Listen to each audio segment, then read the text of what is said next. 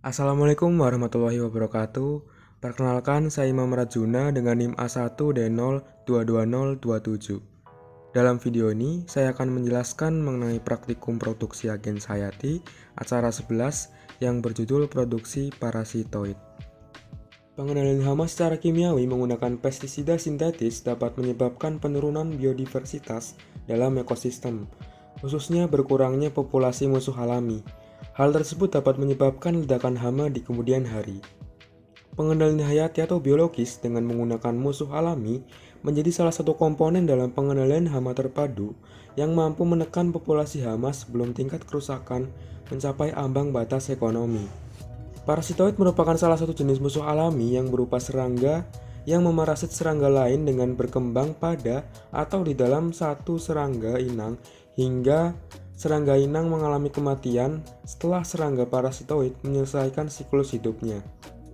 Populasi parasitoid di lahan pertanian seringkali terbatas, yang mengakibatkan tingginya populasi hama tanaman. Salah satu metode pendekatan untuk meningkatkan populasi parasitoid adalah melalui augmentasi, yaitu pelepasan sejumlah tambahan parasitoid yang telah diperbanyak di laboratorium ke dalam ekosistem secara periodik, misalnya 1 atau 2 bulan sekali.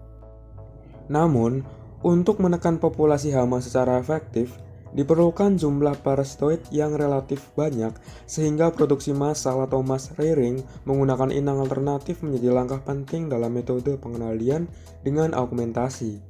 Dengan demikian, praktikum acara 11 ini bertujuan untuk mengetahui bahan dan alat yang harus dipersiapkan dalam produksi parasitoid, memahami syarat yang harus dipenuhi dalam produksi parasitoid, serta mengetahui teknik-teknik perbanyakan parasitoid. Dalam praktikum produksi parasitoid, dilakukan perbanyakan serangga inang dan pelepasan telur serangga inang ke lahan pertanaman jagung. Oleh karena itu, bahan dan alat yang dibutuhkan dalam perbanyakan serangga inang meliputi ulat grayak dengan nama latin Spodoptera frugiperda, ulat Helicover parmigera, sangkar sebagai tempat ngengat serangga inang untuk kawin dan bertelur, serta lahan pertanaman jagung. Kemudian prosedur kerja untuk praktikum produksi parasitoid dimulai dengan mengeksplorasi larva Spodoptera frugiperda dan Helicover parmigera pada pertanaman jagung. Kemudian larva yang telah diperoleh dimasukkan ke dalam stoples atau wadah plastik. Kemudian larva diberi pakan dan dilakukan pembersihan atau sanitasi wadah rearing secara rutin. Larva kemudian dipelihara hingga berubah menjadi ngengat dewasa. Ngengat dewasa Spodoptera frugiperda dan Helicover parmigera kemudian dipindahkan ke dalam sangkar untuk selanjutnya dikawinkan. Telur serangga inang yang telah dihasilkan kemudian dipindahkan ke lahan pertanaman jagung. Pengamatan kemudian dilakukan terhadap perubahan warna pada telur Spodoptera frugiperda dan Helicover parmigera. Apabila telur menetas menjadi larva Spodoptera frugiperda dan Helicover parmigera setelah diambil beberapa hari dari lahan, maka telur gagal terparasit oleh parasitoid. Selanjutnya, setiap fase kehidupan dari serangga inang, dimulai dari telur, larva, pupa hingga imago, dicatat pada lembar pengamatan. Salah satu serangga parasitoid telur yang mampu memarasit telur hama dari ordo Lepidoptera adalah Telenomus remus. Parasitoid telur menyerang telur serangga inang dan bersifat endoparasit, yaitu parasitoid yang sebagian besar dari siklus hidupnya berlangsung di dalam tubuh inangnya dengan cara memasukkan telur ke dalam tubuh inang tersebut. Telur inang yang terinfeksi akan berubah warna menjadi hitam, embrionya tidak berkembang, dan akhirnya mati. Telenomus remus merupakan serangga dari ordo Hymenoptera dan famili Scelionidae. Panjang Telenomus remus sekitar 0,5 mm dengan tubuh silindris berwarna hitam mengkilat, antena yang terdiri dari 9 segmen, serta terdapat rambut halus di ujung sayapnya. Terdapat perbedaan morfologi antara Telenomus remus jantan dan betina. Telenomus remus jantan memiliki antena berbentuk moniliform dan kaki dengan warna kekuningan hingga kecoklatan, sehingga tampak lebih cerah dibandingkan dengan Telenomus remus betina yang memiliki antena berbentuk clavet dan kaki berwarna coklat tua. Telenomus remus mengalami metamorfosis sempurna yang mencakup tahap telur, larva dengan 2 instar, pupa, dan imago.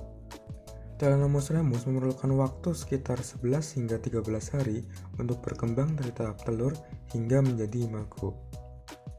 Telur Telenomus remus tergolong tipe encertiform, berwarna putih, serta bertangkai, dengan lama stadia telur berkisar 1,09 hari. Kemudian, fase instar 1 Telenomus remus berwarna putih transparan dengan tipe teleoform dan bentuk tubuh silinder dengan ruas tubuh yang tidak jelas. Selanjutnya pada larva instar 2 termasuk tipe hymenopteriform, lebih besar dari larva instar 1 serta bentuk tubuh semakin jelas. Lama stadia larva instar 1 berkisar 2,54 hari sedangkan larva instar 2 berkisar 1,81 hari. Pada stadia pupa Telenomus remus bertipe Exarata berwarna coklat gelap serta terdapat bakal elemen tubuh dengan lama stadia pupa berkisar 2,49 hari.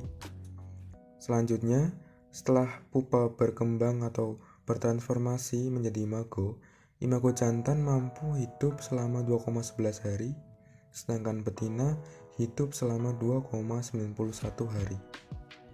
Gambar di samping menjelaskan mengenai perbedaan telur serangga Lepidoptera, yaitu Lepidoptera frugiperda yang terparasit oleh telur Telenomus remus akan berubah warna menjadi hitam dan kemudian setelah beberapa hari akan menetas menjadi imago serangga parasitoid Telenomus remus.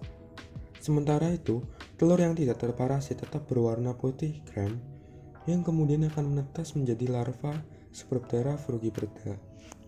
Sekian video mengenai praktikum produksi agen Hayati acara 11, yaitu produksi parasitoid ini dibuat.